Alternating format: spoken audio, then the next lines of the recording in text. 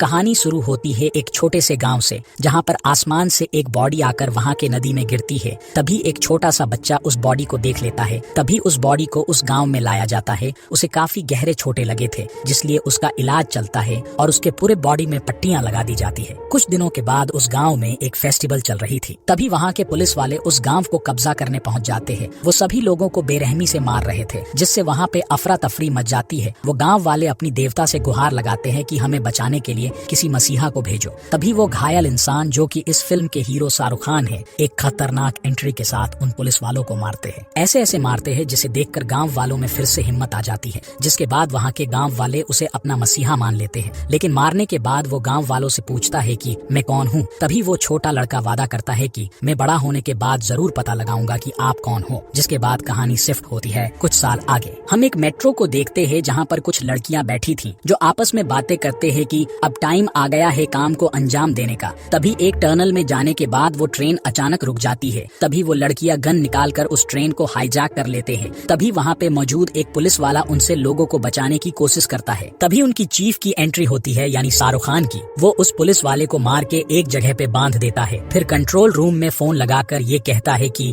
ये पूरी ट्रेन मैंने हाईजैक कर ली है। अगर तुम लोगों को इस ट्रेन में मौजूद 300 पैसेंजर्स की परवाह है तो मेरी सारी बात माननी होगी। तभी बातचीत करने के लिए नर्मदा नाम की एक ऑफिसर को बुलाया जाता है। जब नर्मदा चीफ से बात करती है तो वो कहता है कि मुझे एग्रीकल्चर मिनिस्टर के साथ बात करनी है। वो एक गाना बजाता है और कहता है कि अगर ये गाना खत्म होने से पहले मिनिस्टर से मेरी बात नहीं हुई तो हर मिनट में एक पैसेंजर मारा जाएगा। और गाना खत्म होने से पहले वो मिनिस्टर आ जाता है। चीफ उसे कहता है कि आपके एग्रीकल्चर मिनिस्टर होने के 5 सालों में टोटल 10,281 किसानों ने आत्महत्या की है। आखिर ऐसा क्यों हुआ? फिर वो कहता है कि अगर इन सब का जान बचाना है तो मैं एक अकाउंट नंबर भेज रहा हूँ, उसमें ज्यादा नहीं, बस 40,000 करोड़ रुपए भेज दो। वो मिनिस्टर कहता है कि इतना सारा पैसा तो हमारे पास नहीं है। तभी चीफ कहता है अगर तुम्हारे पास नहीं है तो तुम जिस बिजनेसमैन की हेल्प करते हो उसी से मांग लो, क्योंकि उसे भी तो मदद करना चाहिए ना। तभी हम बिजनेसमैन काली को देखते हैं, जो एक फ्यूनरल में गया हुआ था। हालांकि उस आदमी को उसी ने मारा था। इसके पास 2 कलर की गोली थी, ब्लू और रेड। जब इसे गुस्सा आता था तो ये ब्लू गोली खाता था, और जो इसे गुस्सा दिलाता था उसे वो रेड गोली खिलाता था। उसी ट्रेन में एक आलिया नाम की लड़की थी, जो कि काली की बेटी थी। अब काली को फोन करने पर अपनी बेटी को बचाने के लिए वो 40,000 करोड़ भेज देता है, जिस पर आलिया चीफ को कहती है कि तुम एक घटिया इंसान और एक चोर हो। तभी चीफ कहता है कि तुम्हारे बाप से बड़ा चोर और कोई भी नहीं हो सकता। तुम जब अपने बाप से मिलोगी तब उसे मेरा नाम बताना, जो कि था विक्रम राठौर। लेकिन वो कहती है कि चोर तुम ही हो। तभी चीफ उनकी ग्रुप की एक लड़की, जिसका नाम था कलके, उसकी बैक स्टोरी बताता है। इसका बाप एक किसान था और ये उस दिन एग्जाम देने के लिए निकल ही रही थी। तभी बैंक के कुछ ऑफिसर उसके घर पहुंच जाते हैं और उसके बाप से 40,000 रुपए मांगते हैं, जो उसने लोन लिया था। वो किसान कहता है साहेब मुझे 10 दिन का टाइम दीजिए, लेकिन वो उसे चप्पल से मारने लगता है। वो कहता है कि साहेब मेरी बेटी के सामने मुझे मत मारिए। तभी वो उसका लुंगी भी उतार देता है। वहाँ के लोग कहते हैं कि देखो कितना बेशरम इंसान है, अपनी बेटी के सामने नंगा खड़ा है। जिसके बाद उस किसान की ट्रैक्टर को वो ऑफिसर ले जाते हैं। जिसके बाद वो किसान अपनी बेटी को एग्जाम देने भेजता है और वो जाकर आत्महत्या कर लेता है। फिर अगले दिन वो ऑफिसर फिर से जाते हैं और कहते हैं कि ब्याज के पैसे बाकी है। ये कहकर कल्कि की माँ की मंगलसूत्र निकाल देता है। तभी कल्कि एक फावड़े से उस ऑफिसर को मार देती है और इसलिए वो चीफ के ग्रुप में थी। यहाँ पर नर्मदा एक प्लान बनाकर अपने टीम के साथ वहाँ पे पहुँच जाती है, जहाँ पर वो ट्रेन रुकने वाली थी। लेकिन चीफ ने सारे पैसेंजर्स को वही मम्मी वाला मास्क पहना दिया था, जिससे उन ऑफिसर्स को पता न चले, और उनके साथ आराम से बाहर निकल आता है। और ट्रेन में एक डम्मी के हाथ में मशीन गन लगा दिया था, जिससे उनको ऐसा लगे जैसे वो ट्रेन में ही हो।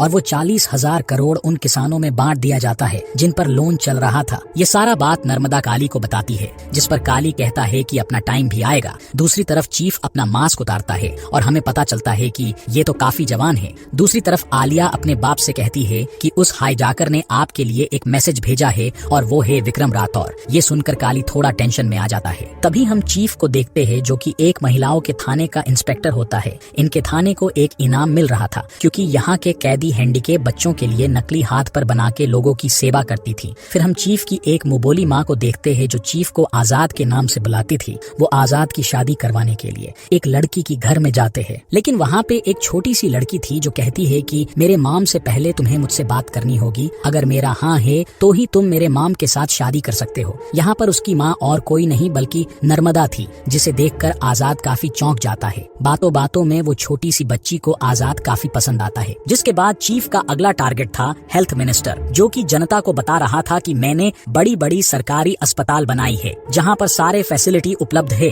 और किसी को भी प्राइवेट अस्पताल जाने की कोई जरूरत नहीं है। लेकिन सच्चाई बिल्कुल उल्टा थी। वो कहता है कि कोई मुझे गोली भी मार दे, मैं प्राइवेट हॉस्पिटल नहीं बल्कि मेरा बनाया हुआ सरकारी हॉस्पिटल में जाऊंगा। तभी दूर से चीफ का एक मेंबर स्नाइपर से उसके कंधे में शूट कर देती है। तभी तुरंत एक एम्बुलेंस आके हेल्थ मिनिस्टर को ले जाने लगती है। ये एम्बुलेंस भी चीफ का ही थी। उसे पास के ही एक सरकारी हॉस्पिटल में ले जाते हैं जहां पर कोई भी फैसिलिटी नहीं थी। यहाँ तक डॉक्टर भी कहता है हमारे पास ऐसा कोई भी चीज नहीं है जिससे इनका इलाज किया जा सके। अब डॉक्टर से सारे चीजों की लिस्ट बनाकर उन ऑफिसर के पास भेजा जाता है। नर्मदा कहती है कि ठीक है, मिनिस्टर की जान बचाने के लिए हम ये चीजें भेज रहे हैं। तभी चीफ कहता है कि ऐसा थोड़ी चलेगा, सिर्फ इसी हॉस्पिटल नहीं बल्कि सारे सरकारी हॉस्पिटल में ये सारी चीजें लगवाना होगा। इस बात पर नर्मदा मना कर देती है। तभी चीफ कहता है कि मुझे केजट से बात करनी है, वहीं ये सब कर पाएगा। जब केजट से बात होती है तब उसका भांडा फूट जाती है, क्योंकि कुछ सालों पहले सरकारी हॉस्पिटल में कुछ बच्चों को लाया गया था जिनको कुछ वजह से सांस लेने में दिक्कत हो रही थी। वहाँ पर ऑक्सीजन सिलेंडर भी नहीं थे। तभी इरम नाम की एक डॉक्टर केजट से कहती है अगर यहाँ पे जल्दी से ऑक्सीजन सिलेंडर नहीं आया तो ये सारे बच्चे मारे जाएंगे। लेकिन वो कहता है कि इसमें थोड़ा टाइम लगेगा, क्योंकि छोटी सी छोटी चीजों के लिए सबको कमीशन देनी पड़ती है और मुझे भी अभी तक कमीशन नहीं मिली है। वो कहती है कि मैं हेल्थ मिनिस्टर से कंप्लेन करूंगी। कि जज कहता है कि हाँ जाकर करो ना, सबसे बड़ा कमीशन तो वही लेता है। ऐसे सब बातचीत करके वो जब हॉस्पिटल में वापस आते हैं तब तक सारे बच्चे मारे जा चुके थे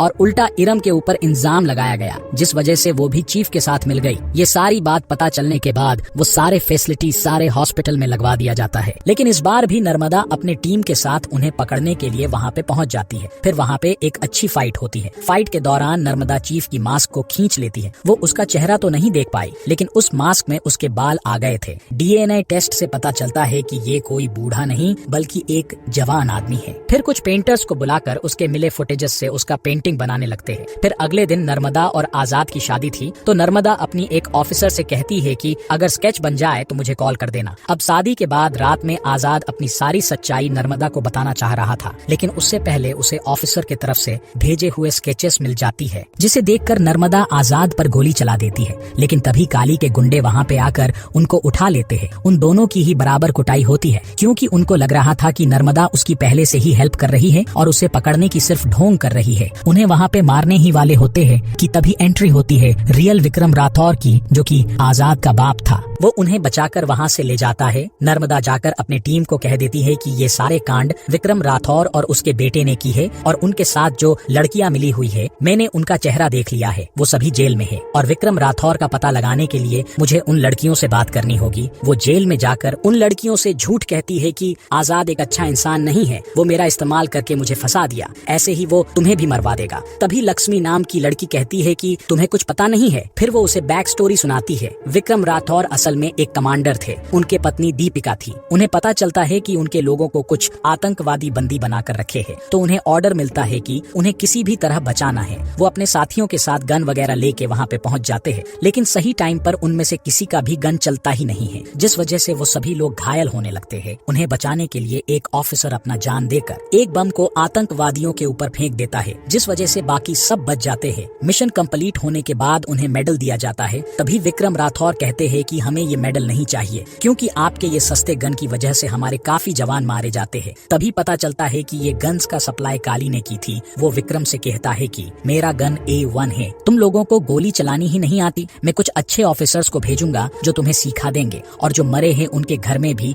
थोड़े पैसे भेज दूंगा। ये सुनकर विक्रम को बेहद गुस्सा आता है। वो उस गन को उठाकर सीधा काली के ऊपर फायर कर देता है। काली बेहद डर जाता है, लेकिन वो सस्ता गन वहाँ भी नहीं चलती। जिसके बाद काली के गन्स फैक्ट्री को बैन करने की ऑर्डर दी जाती है। विक्रम जब रात में अपने घर में दीपिका के साथ था, तभी काली के गुंडे उन पर हमला कर देते हैं। वो विक्रम को उठाकर ले जाते हैं। पीछे दीपिका रह जाती है, तो उसे पुलिस स्टेशन में बुलाकर कहा जाता है कि तेरा पति एक क्रिमिनल है, वो घर में ड्रग्स छुपाता है। ऐसे कहते हुए वो ऑफिसर काफी सारे गालियां देने लगता है, जिससे दीपिका उसे मार देती है। उसे इस जुर्म के लिए फांसी देने के लिए लाया जाता है। तभी पता चलता है कि वो प्रेग्नेंट है, तो इंडियन लॉ के मुताबिक जिसको फांसी दी जाने वाला हो, अगर वो प्रेग्नेंट है तो उसका बच्चा जब तक 5 साल का नहीं होता तब तक उसे फांसी नहीं दी जा सकती। जिसके बाद काली दीपिका से जेल में मिलने आता है। वो कहता है फांसी देने के टाइम जीभ बाहर आ जाती है, आंखें बड़ी हो जाती है। ऐसे कहकर उसे डराने लगता है, लेकिन वो पूछती है कि विक्रम कहाँ है। काली कहता है कि तुम चिंता मत करो, मैंने उसे गोली मार के प्लेन से फेंक दिया है। जिसके बाद दीपिका का एक बेटा जन्म लेता है, वो भी जेल में ही रहता है। वो जब 5 साल का हो जाता है तब उसकी माँ उसे सारी बात बता देती है, जिसके बाद दीपिका को फांसी दिया जाता है। ये सारी बात सुनकर नर्मदा आजाद की मदद करना चाह रही थी, लेकिन तभी उसका साथी कहता है कि मैं तुम्हारे लिए नहीं बल्कि काली के लिए काम करता हूँ, अब तुम्हें कोई भी बचा नहीं सकता। फिर वहाँ पे एक जोरदार फाइट होती है और टाइम रहते आजाद वहाँ पे पहुँच जाता है। वो नर्मदा को तो बचा लेता है, लेकिन लक्ष्मी मारी जाती है। जिसके बाद वो सब प्लान बना के काली के पास जो पैसे आने वाले थे उन सबको ये लोग चुराने जाते हैं। वहाँ पे भी अच्छी खासी फाइट होती है। ये लोग उस पैसे को तो चुरा लेते हैं, लेकिन विक्रम काली के हाथ लग जाता है। अब वहाँ पे उसकी काफी धुलाई होती है। तभी दूसरी तरफ आजाद न्यूज में लाइव आता है। वो कहता है कि हमारे कब्जे में एक महिलाओं की पुलिस थाना है और इनकी जान बचाना है तो मेरी बात माननी होगी। उससे बात करने के लिए संजय दत्त को बुलाया जाता है। अब ये बड़ा हरामी टाइप का इंसान था, तो वो कोई भी बात न सुनकर उनके ऊपर हमला करवा देता है। लेकिन उस थाने के अंदर पूरे 6000 लड़कियां उनके ऊपर गोलियों की बारिश कर देते हैं, जिससे संजय दत्त को उसकी बात माननी पड़ती है। आजाद उससे कहता है कि मैंने यहाँ की सारे वोटिंग मशीन को चुरा लिया है, अगर तुम्हें ये वापस चाहिए तो तुम्हें कुछ फैक्ट्रीज को बैन करना होगा जो काफी पोल्यूशन फैला रही है। जिसके बाद कमिश्नर भी इस बात को मान लेता है और काफी सारे फैक्ट्रीज को बैन कर देते हैं। और आजाद भी जाते जाते अपने फेस दिखा देता है और अपना असली नाम बता देता है। वो सारे जनता से कहता है कि अपनी उंगली का सही इस्तेमाल करो। तुम जिसे वोट देते हो उससे सवाल पूछो कि अगर मैं तुम्हें वोट दूं तो तुम मेरे लिए क्या करोगे, मेरे परिवार के लिए क्या करोगे। ऐसे ही बातें करने के टाइम काली को उसका लोकेशन मिल जाती है, जिसके बाद वो वहाँ पे पहुँच जाता है। फिर से वहाँ पे काफी अच्छी फाइट होती है। फिर आखिरी में काली को ठीक वैसे ही फांसी दी जाती है जैसे वो दीपिका को बता रहा था, मतलब कि जीव बाहर निकलना, आंखें बड़ी हो जाना। और इसी के साथ ये मूवी यहीं पर खत्म हो जाती है।